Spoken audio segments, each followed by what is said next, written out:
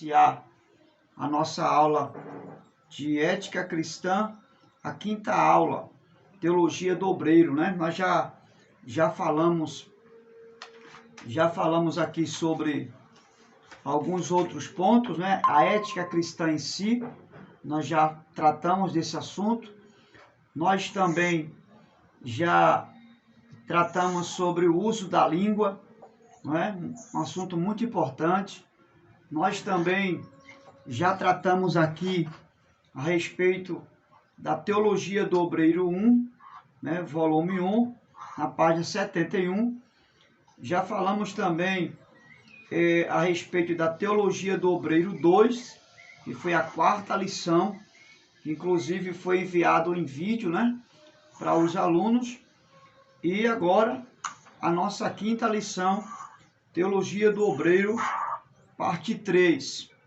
Eu espero que os irmãos tenham compreendido, dentro da possibilidade, né, que nem todos conseguiram estar na aula presencial, mas aí está o vídeo que foi enviado, os irmãos acompanhem, assistam, tá certo? Eu fiz uma observação na aula anterior a respeito de um ponto bem importante.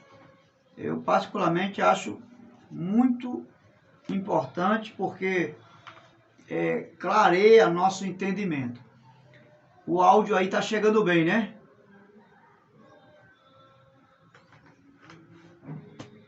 Estão me ouvindo bem aí, né? Estou. Ok. Eu estou. Ok. Então, eu fiz uma observação na aula anterior, no início da aula, que enviei para vocês, falando um pouco sobre a questão da chamada e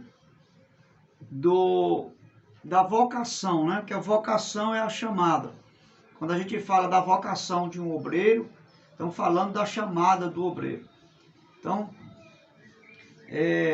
só uma dúvida aqui. A voz não está cortando aí não, tá? Tá não. Tá ok. Beleza. Comigo não tá não. Tranquilo. Então, quando falamos de vocação, falamos de chamada, ok? Falamos de chamada. Então, só que não há somente a chamada. Na chamada ou na vocação que Deus faz, existe também o dom, não é? Porque Deus dá o dom às pessoas que têm uma vocação ou que é chamado para fazer a obra. É claro que existem dons diversificados, né? Então, de acordo com a chamada, a pessoa vai receber ou tem aquele dom. Então, é muito importante saber que o dom ou a vocação, a pessoa não recebe, ela recebe esse dom, né, que está ligado à sua chamada, à vocação que tem no serviço do reino, independente que ela tenha passado por um processo de arrependimento ou não. Não sei se eu fui claro. Vocês ouviram lá, ouviu o vídeo, missionária? Ouviu o vídeo? Ramos viu o vídeo?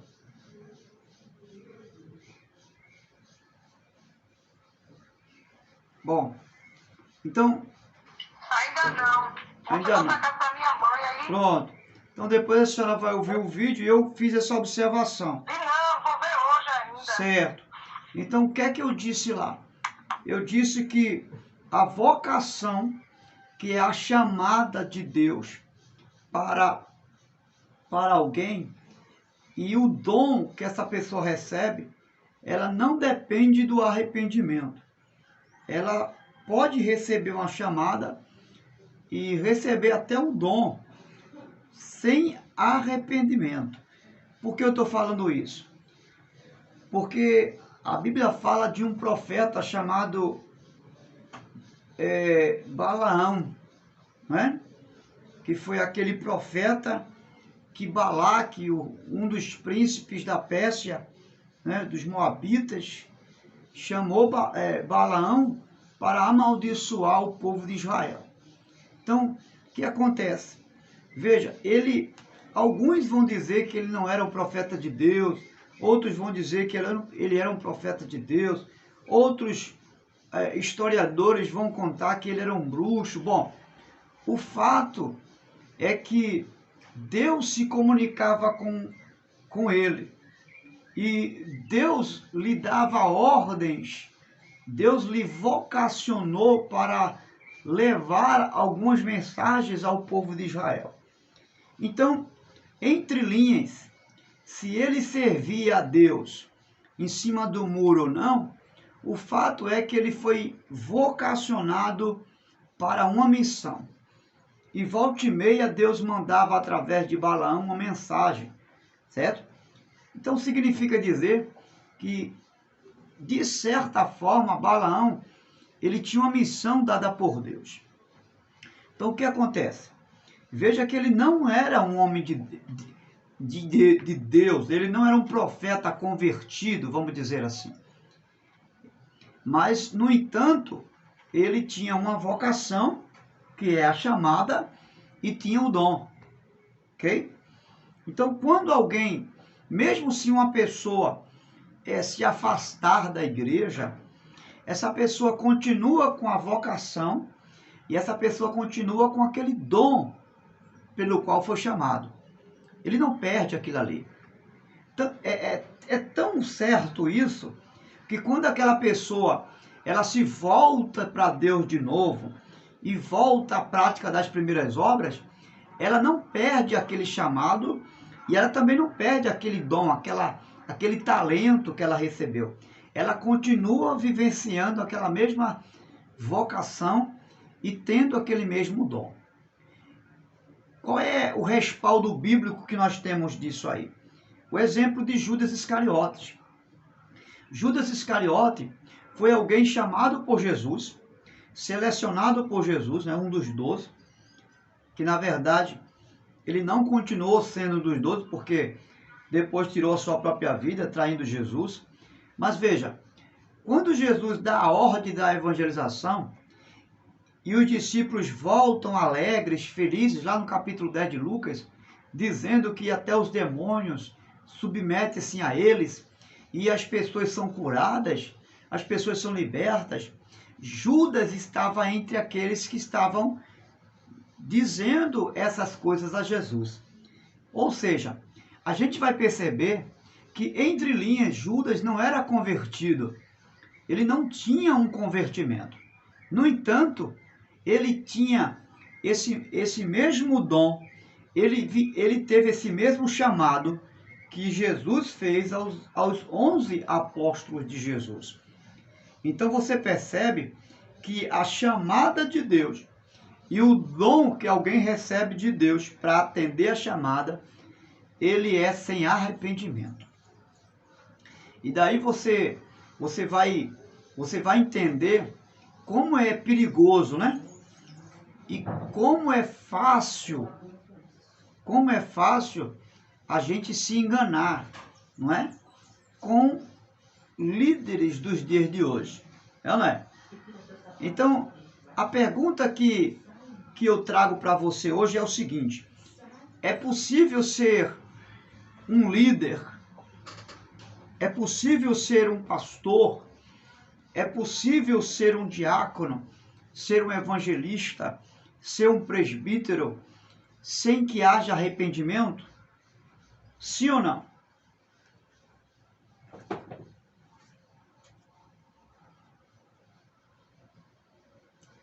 Bom, Assim, pra gente,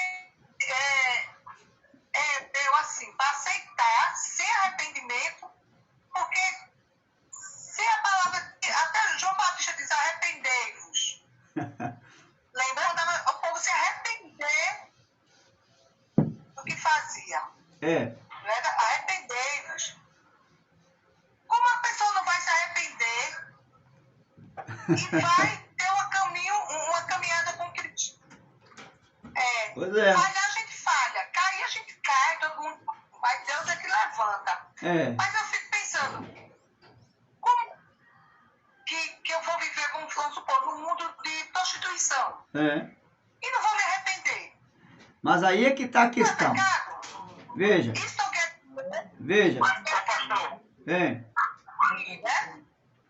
É que eu não posso me arrepender. Eu acho que o arrependimento, ele vem. Porque Veja. Porque veja só, Marinilda, veja só. Escuta. Peraí, Ramos, só um minutinho, Ramos. Veja só. Existe o arrependimento que ele é visível, ok? Existe o arrependimento e a conversão visível, que é aquela conversão objetiva, né? O que é uma conversão objetiva? É aquela que todo mundo vê, é aquela pública, né? A pessoa se batiza, a pessoa vai lá na frente, eu quero entregar minha vida para Jesus. Essa é a conversão objetiva, é aquela que é pública. Mas existe uma conversão subjetiva, que é aquela interior, que parte daqui de dentro, do meu coração. E essa ninguém vê. Esse tipo de conversão só Deus conhece. Esse tipo de conversão só Jesus conhece. Então, nesse sentido, dentro desse contexto que eu estou lhe falando, por quê? Porque, veja, qual é a ideia? Qual é a ideia de, por exemplo, de prostituição dos dias de hoje? Qual é a concepção que as pessoas têm de alguém que adultera ou de alguém que se prostitui? Não é se deitar com alguém que não lhe pertence? Não é isso? Sim ou não? Sim ou não?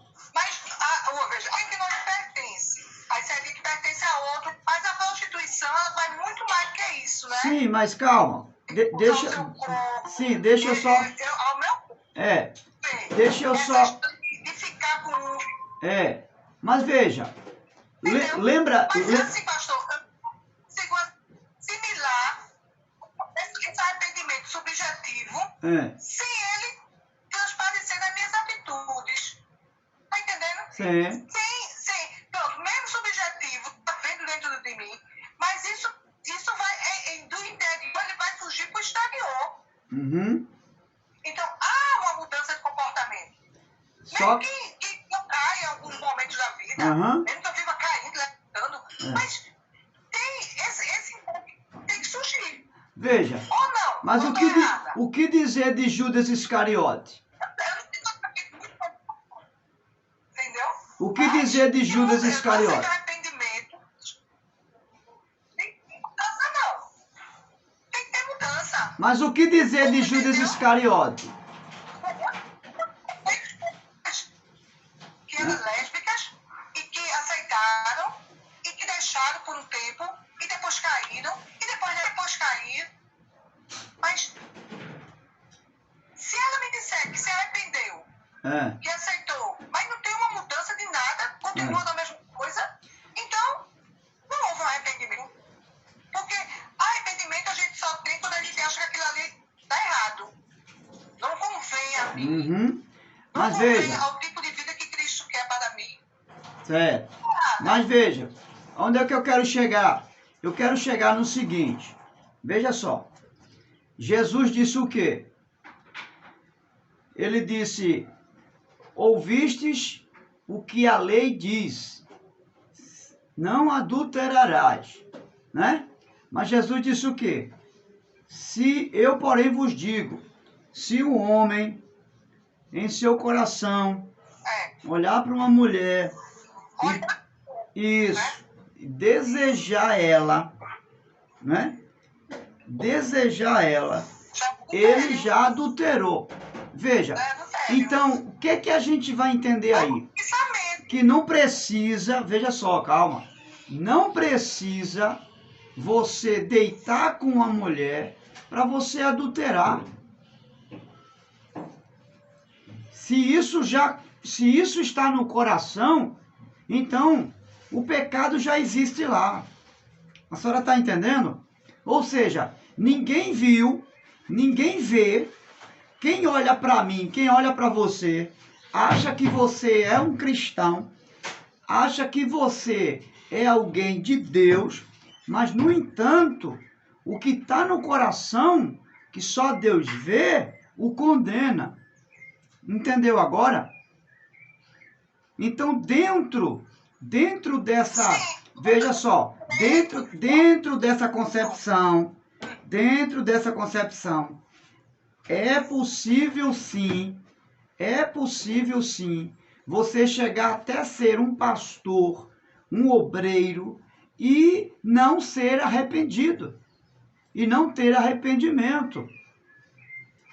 Dentro dessa concepção é possível sim. Por quê? Porque a vida pública o povo pode ver, mas a vida abstrata, oculta, só Deus vê. Entendeu? É dentro desse conceito que eu quero que você entenda. Nesse sentido é possível sim. É por isso que existe... Os mestres, os falsos... Sim. Não? Como? Não é isso? É grupo.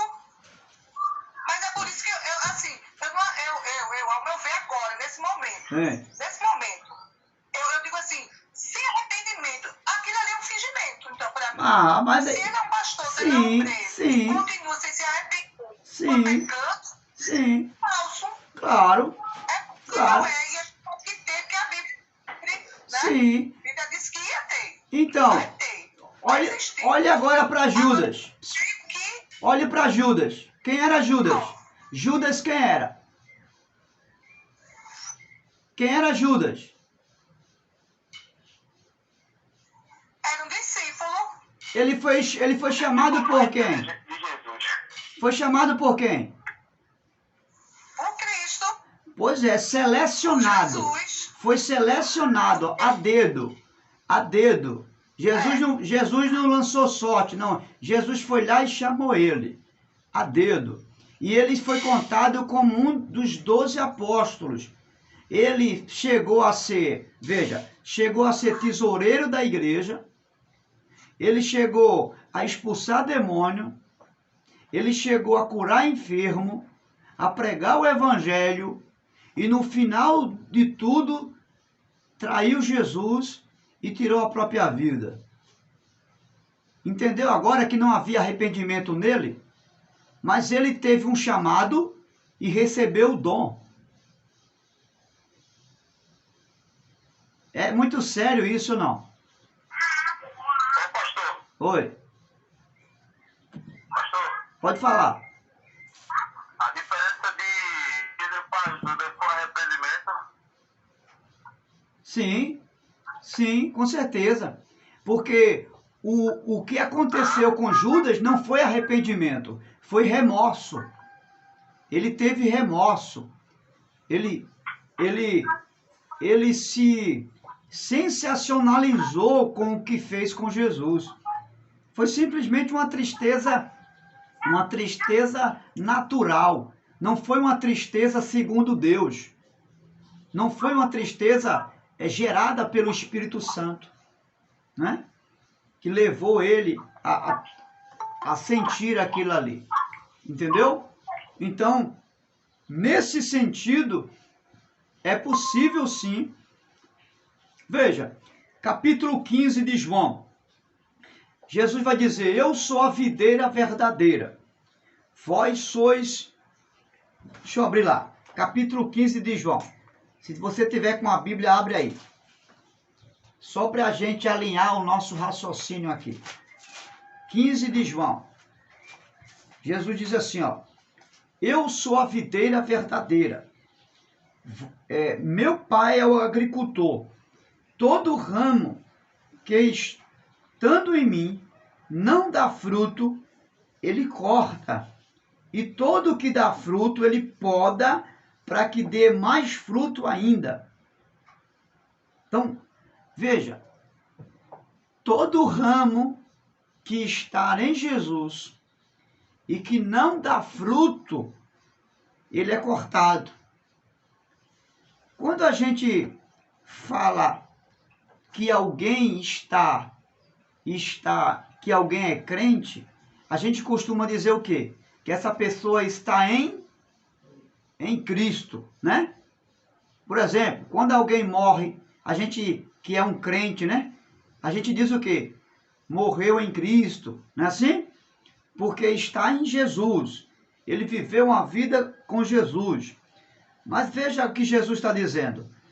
Todo ramo, toda vara que estando em mim, mas não der fruto, ele corta. Aí a pergunta é possível estar em Cristo e não dar fruto? Sim ou não? Ou Jesus está equivocado aqui? Será que Jesus errou quando falou isso? Porque foi ele que disse, toda vara que está em mim, mas se ela não der fruto, ela é cortada.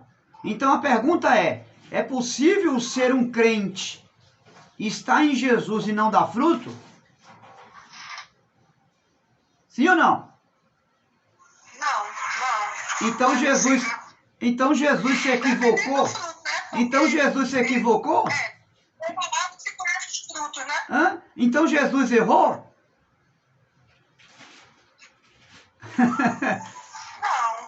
Não. Então a resposta não é sim. A resposta é não. Não é? Veja, ele vai perguntar. Veja o versículo 3. Vocês já estão limpos pela palavra que eu lhes tenho falado. Permaneçam em mim, e eu permanecerei em vocês. Nenhum ramo pode dar fruto por si mesmo, se não permanecer na videira. A resposta do ramo ou do crente que está em Cristo, obviamente, se é crente, está em Cristo, e que não dá fruto, a resposta está no versículo 4. Permaneçam em mim, e eu permanecerei em vocês. Nenhum ramo pode dar fruto por si mesmo. O que Jesus está falando? Que a única vara, ou o único cristão que pode estar nele e não dar fruto, é aquele que não tem uma vida contínua na presença dele. Ou seja, ele é alguém que ama hoje, mas amanhã odeia. Ele é alguém que perdoa hoje, mas amanhã não está apto para perdoar. Ou seja, ele não tem permanência no Evangelho. Ele é um crente meia-sola. Ele não se decidiu totalmente, de todo o coração, a viver a fé do Evangelho. Por quê? Porque uma hora ele está firme e outra hora ele está com o pé lá fora. Uma hora ele cumpre o Evangelho e outra hora ele faz a vontade do diabo. Esse cristão não pode dar fruto. Não tem como dar fruto, porque ele não é permanente. E Jesus está falando do ramo que é permanente. O ramo que está firme com ele, hoje, amanhã e todo dia. É nesse contexto que Jesus vai dizer que o ramo que estiver nele, que não der fruto, ele será cortado. Tá certo? Agora, por que Jesus diz isso? Porque se não houver permanência, se você não ficar firme, se você não criar raízes nele, se você não amadurecer, se você não se converter de fato e de verdade, você não dará fruto, como ele diz aqui.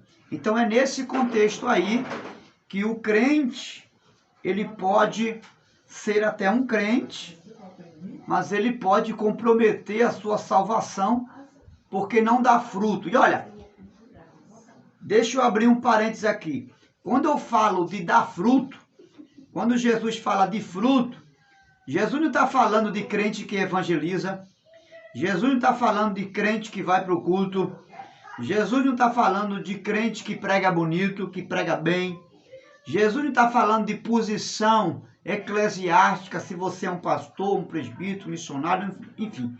Ele não está falando disso. Ele está falando do caráter. Ele está falando da conduta. Fruto está ligado à conduta do ser.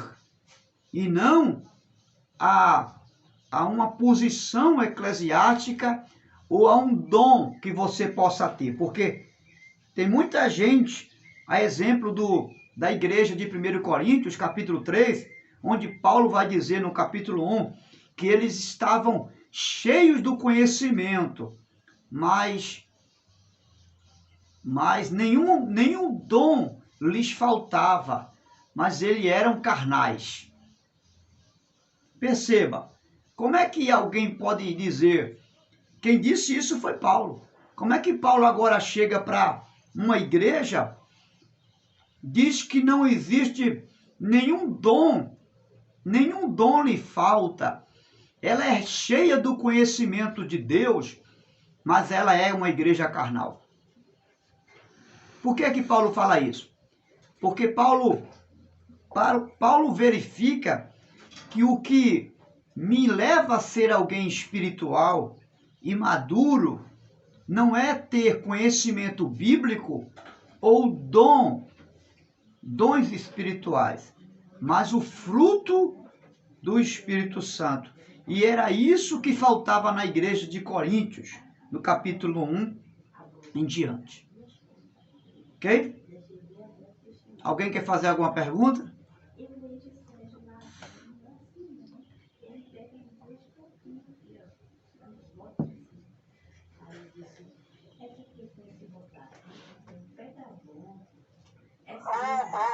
Entre tudo isso, eu vim me lembrar de fazer uns 6 anos atrás, quando a pastora me perguntou. Hello, Moto.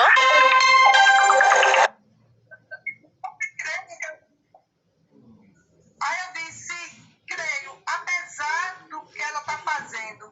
Você crê? Eu estava crendo no que ela falava, mas eu ficava sem entender. Como é que pode, Jesus? Jesus usar uma pessoa com um coração que eu conhecia da atitude, estava vivendo naquela época, e agora é como se eu falando agora, aí eu vim me lembrando. Essa pessoa até já faleceu. E eu fiquei agora lembrando disso, mas não é que é verdade mesmo? Não é? Pois é. Agora, naquela hora, o coração dava raiva. E às vezes eu olhei para ele e disse, rapaz, como é que passa? A pessoa me faz desse jeito. Eu conheço e falava em mim, mas assim, eu queria porque eu sentia que era de Deus. E mas, ao mesmo tempo, quando a pastora me viu, que a gente tinha uma intimidade grande, aí ela dizia assim, você crê, Lenilda, que Deus usa ela?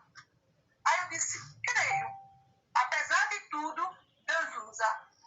Agora, agora, veja, 6 anos atrás. Sim. Agora esclareceu. Não é isso? Por isso que é importante a gente... Agora esclareceu. Agora esclareceu, né? Pois é. Então, isso é muito importante, a gente ter essa... Tinha dado, né? Isso, positivo. Então, eu espero que vocês tenham compreendido, porque isso é muito importante para você que é um líder, você que galga mais tarde o desejo de ser um pastor, ser alguém que venha cuidar da igreja. E se você já é alguém que cuida de um povo, seja um número maior ou menor, muito importante nós nos avaliarmos à luz desse contexto bíblico que acabamos de ver aqui, tá certo? Em relação ao que a missionária Lenilda falou, é muito importante, missionária, entender que Deus, se fosse eu não usaria, porque eu sou ser humano. E eu julgo as pessoas, muitas vezes, nós julgamos as pessoas, muitas vezes, pela aparência delas, né? Nós fazemos julgamento à luz de um mérito e à luz de um direito que aquela pessoa tenha ou não de receber algo de mim ou de você. Só que Deus não. Deus não nos trata com justiça. Por quê? Porque o único dia que Deus fez justiça foi quando Jesus morreu na cruz por mim e por você. De lá para cá, Deus não usou de justiça para com mais ninguém. Que é isso, pastor? Você pode estar perguntando, que é isso, pastor? E Deus é injusto? Não. Ele não deixou de ser justo por não usar de justiça com nenhum de nós, além do dia que ele levou Jesus naquela cruz, por causa dos nossos pecados. Por quê? Porque tudo que Deus faz por nós é mediante a sua graça. E o que é graça? A transmissão caiu. O que é graça? Favor imerecido. Deus não usa você porque você é um crente, porque você vai para a igreja, você é uma pessoa certinha, porque você jejua. Não. Deus não, ele não é condicionado a um perfeccionismo meu, a um modelo de estilo de vida que eu possa apresentar a ele para ele me usar. Não. Deus é Deus. E tudo que ele faz comigo, fazendo eu a vontade dele ou não fazendo a vontade dele, é o meio da graça. É graça dele. Ele não usa você para pregar porque você está certinha, porque você passou o dia jejuando. Não, senhora, não se engane. Deus não dá a você graça, poder, autoridade, porque você é um crente obediente. Não, senhor. É graça dele. É o favor dele. Porque nós somos pecadores. E tudo que Deus faz através de mim, através de você, é o meio da graça. Então, resumindo, da mesma forma que Deus tem autoridade, e ele tem poder, e ele é soberano para usar a minha vida como um cristão, ele pode usar um ímpio lá fora também para fazer o que ele quer que ele faça. Sim ou não? Ele não depende que o ímpio fique o dia sem beber para usar a vida daquele ímpio e executar o que ele quer fazer, não, através do ímpio, não. Ele é Deus. Por quê? Porque se ele dependesse que o ímpio se convertesse para usar ele não tinha usado o rei Ciro para abençoar o seu povo e dar ordem para o povo dele voltar para Jerusalém. Deus usou Ciro. E sabe como é que Deus chamou Ciro, o ímpio? Um imperador babilônico ímpio, adorador de Balaíns. Sabe como é que Deus falou dele? Este é o meu servo. Imagine você agora. É sério ou não isso? Ele disse, este é o meu servo, a quem eu escolhi. É forte ou não isso? É muito forte. Agora, como é que eu vou... Com quem autoridade eu tenho para dizer que Deus não usa quem ele quer usar porque não é crente?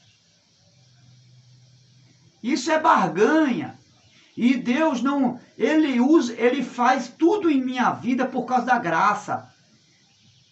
Deus não usa um pastor porque ele é pastor. Deus não usa um missionário porque ele é missionário. Deus não usa o diácono da igreja porque ele é diácono da igreja. Deus usa por causa da sua graça. A graça dele é que faz você, eu e qualquer um ser instrumento nas mãos dele. E você não é um instrumento porque você é um crente certinho. Não, senhor. Quer ver uma coisa? Quantas vezes eu e você já foi pregar dizendo só Jesus na causa? Com angústia, já foi para a igreja adorar a Deus, glorificar a Deus, prestar culto a Deus com coração triste, com coração partido, com a mente pesada de algo que falou, de algo que você fez. Mas eu lhe pergunto, Deus rejeitou o seu culto? Deus deixou de ouvir você? Deus deixou de receber sua adoração por causa disso? De forma nenhuma. E nunca isso vai acontecer. Sabe por quê?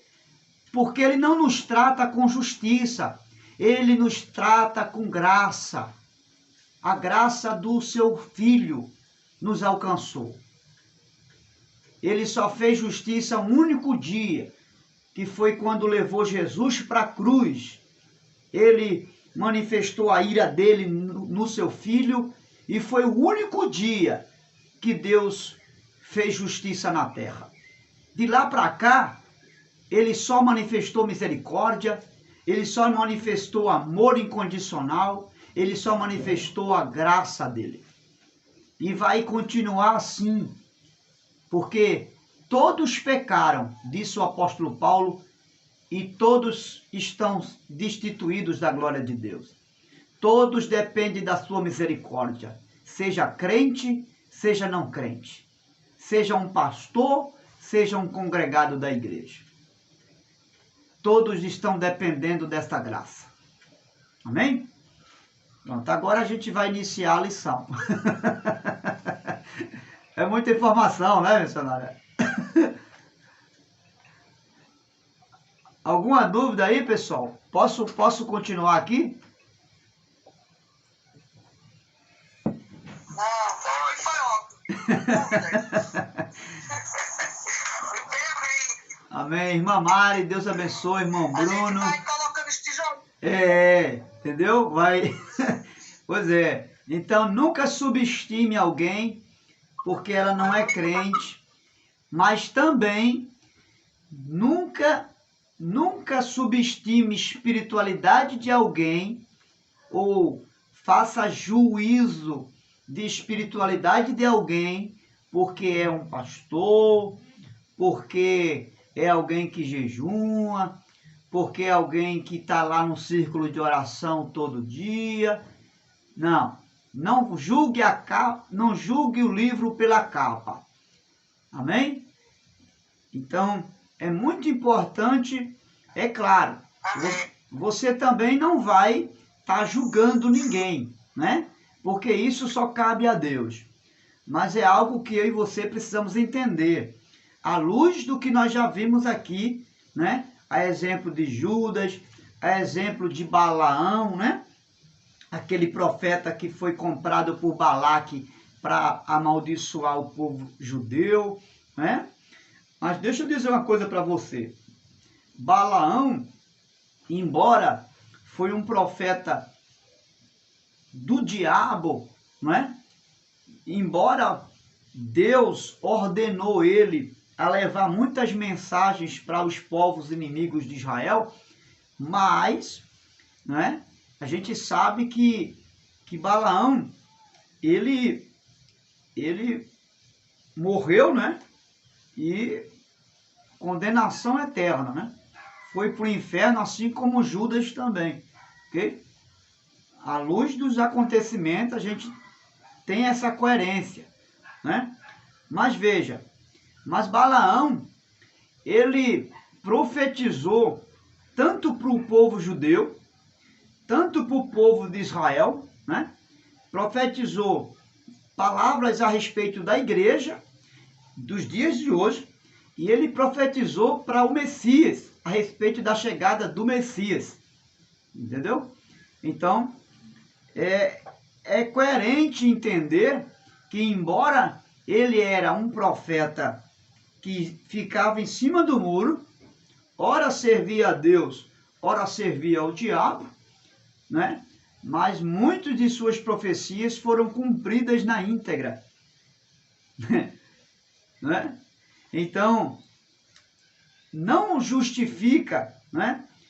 Por mais que alguém não seja verdadeiro, não quer dizer que algo que aquela pessoa venha fazer não seja algo verdadeiro.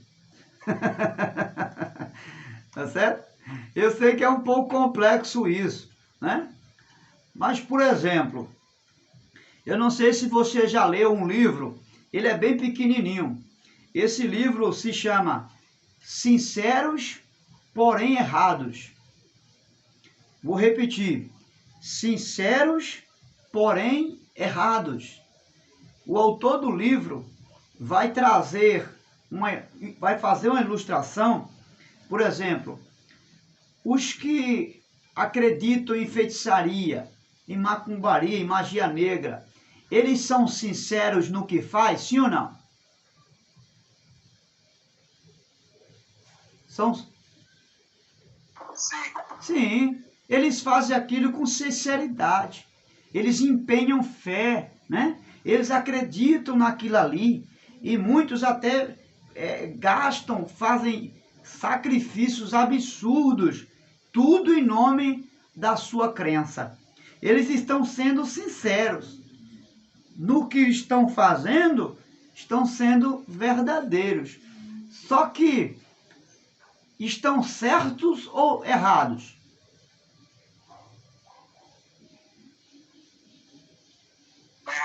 Estão errados. À luz da Bíblia, eles estão cometendo... Exatamente, eles estão cometendo erros. Então, são sinceros, porém errados, né? Tem gente sincera ou não? Tem muita gente sincera aí que não é crente, mas ela está errada. Mesmo sendo sincera, não está certo. Então, ser sincero nem sempre é sinônimo de ser verdadeiro. Entendeu? Ser sincero, vou repetir. Ser sincero, usar uma fé sincera, nem sempre significa ser verdadeiro. Por quê? Porque nem tudo que as pessoas fazem é verdade. É algo legal diante de Deus. Embora ela ou ele é sincero em depositar a sua confiança, em depositar a sua fé naquilo que está fazendo, embora seja algo errado. Então, sinceridade nem sempre significa ser verdadeiro. Não tem gente que diz, eu estou sendo verdadeiro porque eu fui sincero. Já ouviu alguém falar isso? Né? Mas não misture sinceridade com verdade. Uma pessoa pode ser sincera, mas possa ser que não seja verdadeiro no que faz. Pelo fato de não ser bíblico. Pelo fato do que o que ele está fazendo não ter coerência bíblica. Então não há verdade. Mas ele é sincero. Muito bem. Página 123 do livro. Vamos falar sobre o caráter. Se não der tempo terminar nessa aula, eu não quero me alongar muito com vocês, já são 10h26. Começamos a aula de 9h30. Então não é justo ficar mais de 2 horas aqui com vocês. Ninguém merece, né? Então a gente termina essa aula, se não concluir, que eu estou vendo que não vai concluir, a gente termina domingo, antes da prova, tá certo? Na segunda aula a gente faz a prova e na primeira aula, as 2 primeiras aulas, a gente termina de concluir essa disciplina aqui, Teologia do Obreiro, parte 3. Então, a princípio, nós temos aqui o caráter. Assim como o fruto é determinado pela espécie da árvore, o ministério inteiro de um homem de Deus ou de uma mulher de Deus será influenciado e será qualificado pelo tipo de homem que você é, ou seja, a sua atitude, o seu comportamento, como você procede, vai identificar o tipo de obreiro, o tipo de obreira que você é diante de Deus e o tipo de pessoa que você é também. Não só no contexto espiritual, mas no contexto humano também do ser, certo? E aí continua dizendo aqui, o Senhor Jesus disse, a boca fala do que está cheio o coração. Então, está lá em Mateus 12:34, o grande pregador escreveu, porque como imagina em sua alma, assim ele é. Você já percebeu que tudo aquilo que você pensa, antes de você fazer, você pensa? Você executa qualquer coisa que você venha fazer, antes você pensa? Ou seja, por isso que o escritor está dizendo, o grande pregador escreveu, como você imagina em sua alma, assim você é. Então, tudo aquilo que eu penso é exatamente o que eu sou. Tudo aquilo que eu armazeno aqui, mais cedo ou mais tarde eu vou colocar isso na prática. Mais cedo ou mais tarde eu vou fazer. Por isso que Paulo recomenda em Filipenses capítulo 4, versículo 8, alguns princípios fundamentais, princípios morais da vida. Ele vai falar, olha, tudo que é bom, tudo que é de boa fama, tudo que é puro, tudo que é verdadeiro, tudo que é honesto.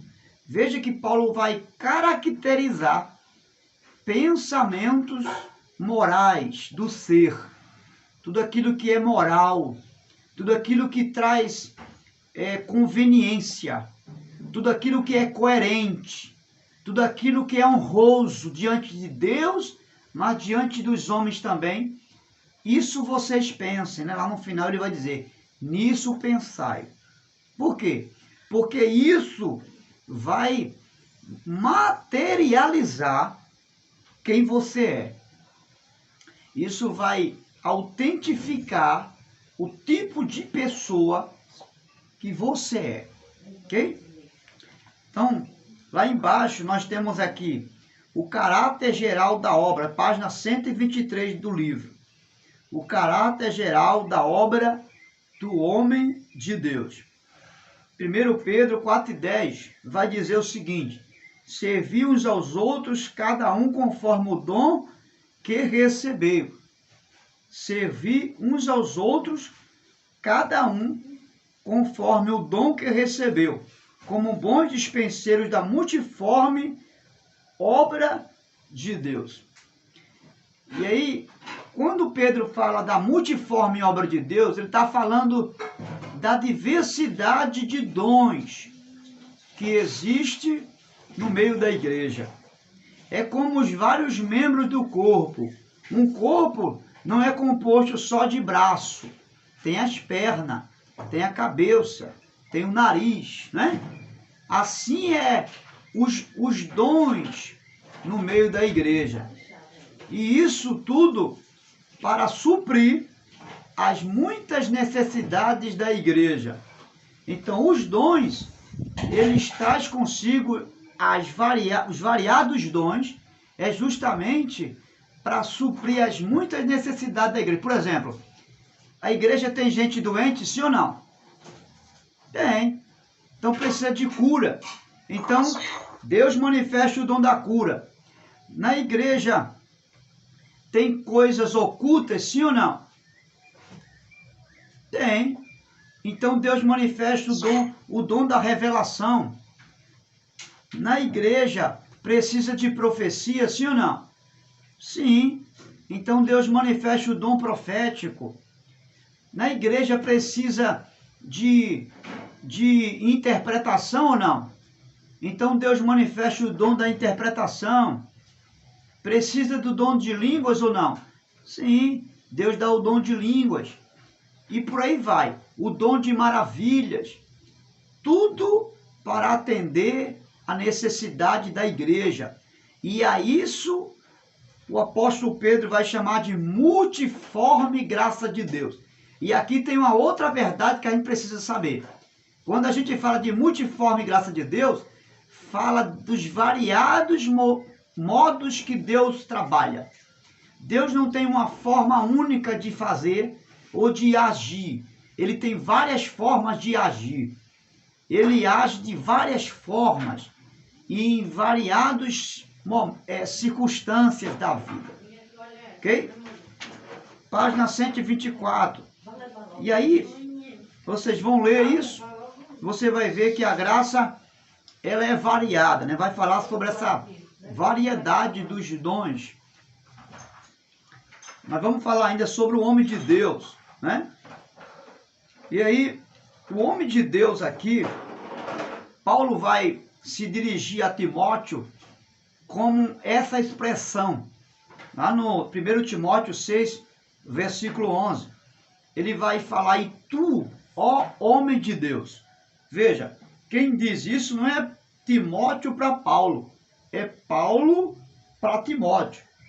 O que a gente entende aqui?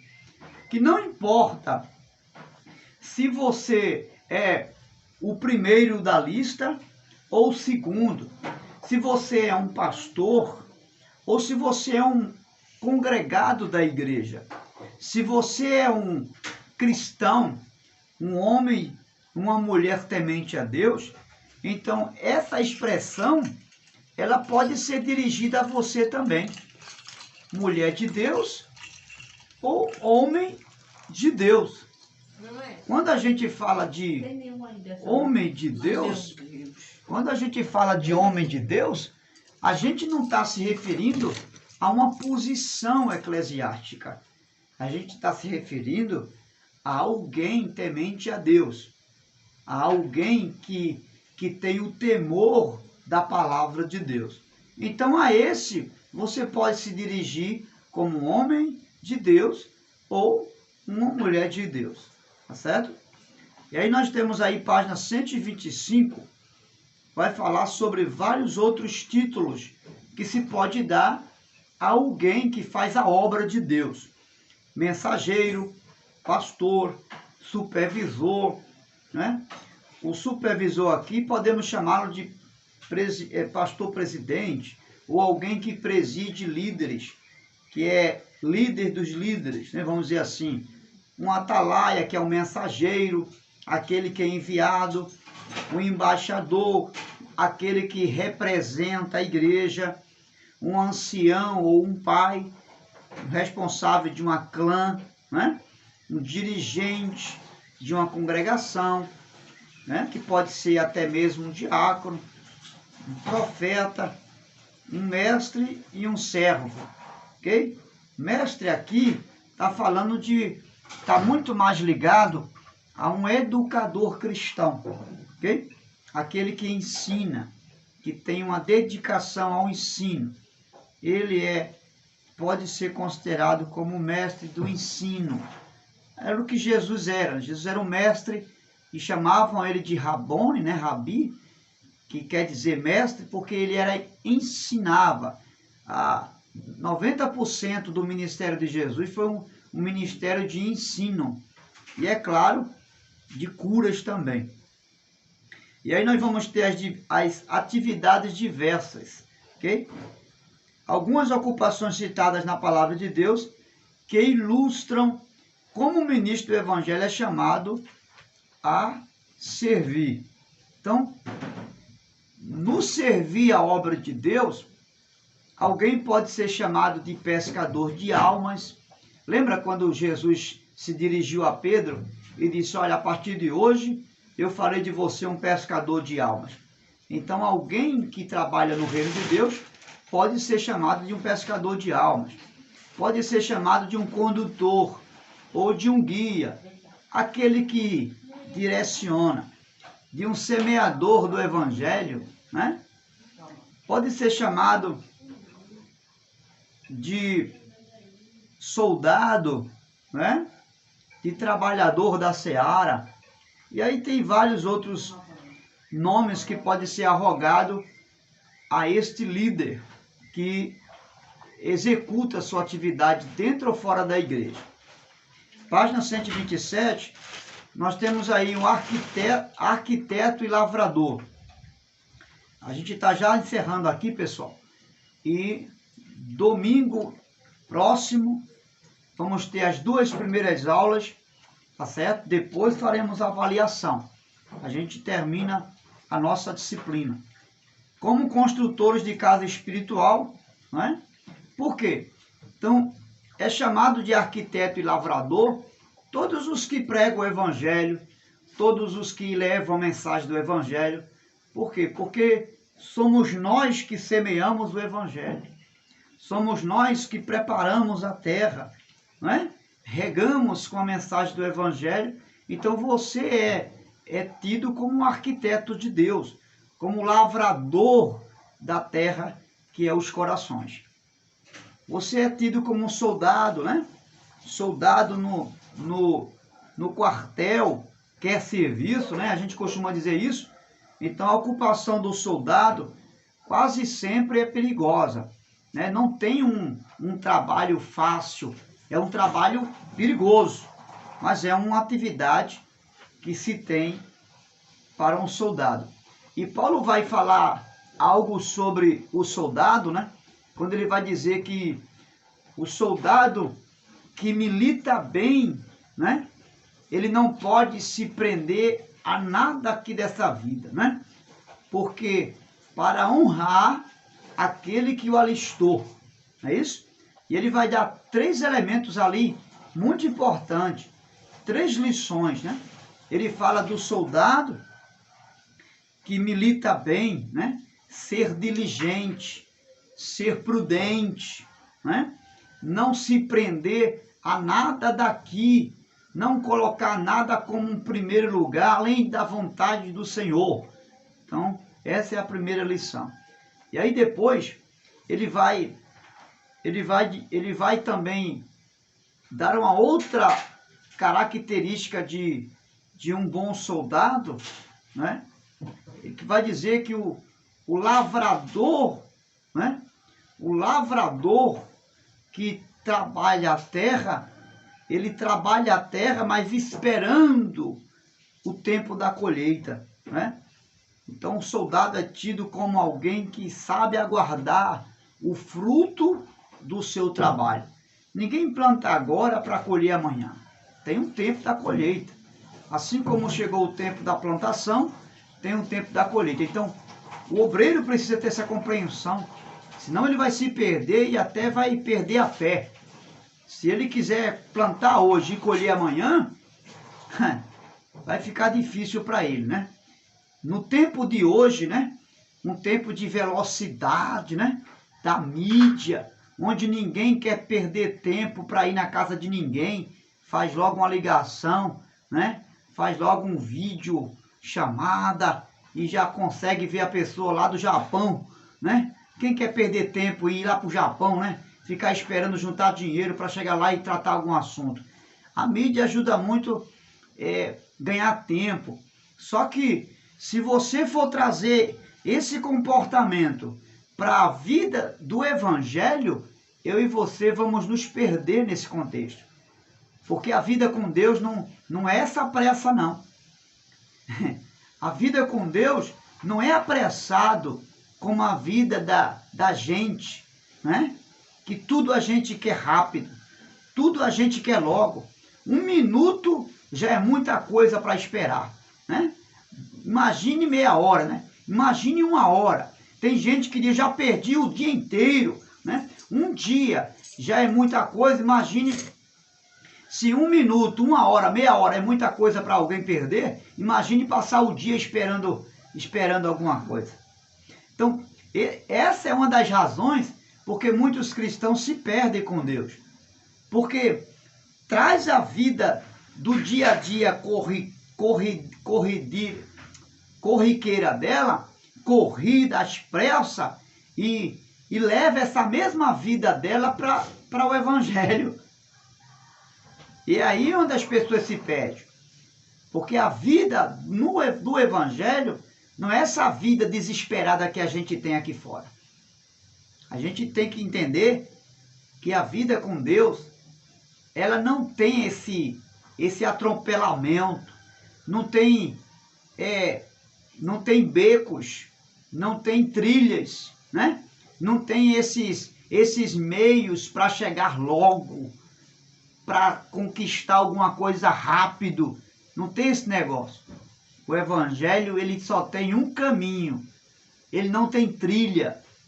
Ele só tem um caminho, que é Jesus. E Jesus, que é o Evangelho, ele não tem pressa. Ele não se aperreia com nada. Ele quer que seja feito, mas tudo é feito dentro de uma calmaria, dentro de uma pacificação, dentro de um conceito de espera, dentro de um conceito de se crer, vai ver. Dentro de um conceito de que se você esperar, você vai alcançar. Dentro de um conceito de que você precisa aguardar a sua vez. Dentro de um conceito de um processo, não definitivo. Fez hoje, pronto, está feito. Não precisa fazer mais amanhã, não. O Evangelho, ele vai trazer um conceito de que você tem que fazer hoje, continuar fazendo amanhã e todo dia. É o que Jesus falou sobre aqueles que queriam seguir ele. Se alguém desejar me seguir, tome a sua cruz todo dia e me siga. Veja, todo dia. E quem quer fazer isso todo dia? A gente já busca uma folguinha final de semana para deixar de fazer o que faz todo dia, não é? Imagine, né? No reino de Deus, enquanto você viver aqui, você vai ter que quebrar esse protocolo que você quebra no dia a dia da sua vida secular. Você tem que levar a cruz todo dia. É diferente ou não? Esse é o Evangelho.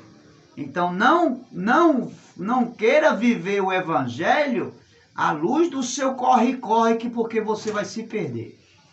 Então guarda isso e não se esquece. O Evangelho é outra coisa. A vida de Cristo, ela nos modela, ela nos faz esperar. A vida de Cristo é outra vida. Não é essa vida agoniada, aperreada, apressada, de barganha, de querer trocar logo para ganhar logo o que você quer, de querer alcançar isso hoje, não amanhã. Né? Pois é, o Evangelho é outra coisa. Então, pessoal, eu vou finalizar aqui essa live com vocês. Passamos passamos 1h45 aqui, mais de 1 hora. Então, foi suficiente para a gente aprender algo. Domingo que vem, a gente tem mais na sala de aula. Então, por favor, se esforcem para não faltar. Quem não pegou o livro, eu estou com o livro em mãos. Mais tarde eu envio as respostas do questionário. Corrige lá se você já fez. Se já respondeu, faz a correção. Se não, responde lá. Estuda o livro. Estuda o questionário. Fica afiado. E sábado, só alegria. Ou melhor, domingo, só alegria. Ok? Sexta-feira, estou fazendo o pedido dos livros. E acredito que parece que é o Pentateuco. Olha, tem muita coisa boa para a gente aprender do Pentateuco. Os 5 primeiros livros da Bíblia. Tem muita coisa nova lá para a gente aprender. E eu tenho certeza que você vai ser muito enriquecido para a glória de Deus. Mas, até lá, vamos nos aplicar a ética cristã, teologia do obreiro. Deus abençoe vocês. Hoje tem Santa Ceia, hein? Quem faz parte aqui na IBMP e quem não faz também está convidado a estar conosco. Às 18h30 estaremos como preleitora missionária Lenilda, trazendo a poderosa palavra de Deus ao nosso coração. Deus abençoe a todos. Vão em paz, em nome de Jesus.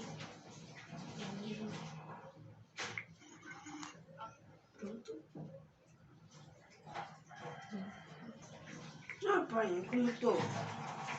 Tá melhor, meu filho, tá melhor.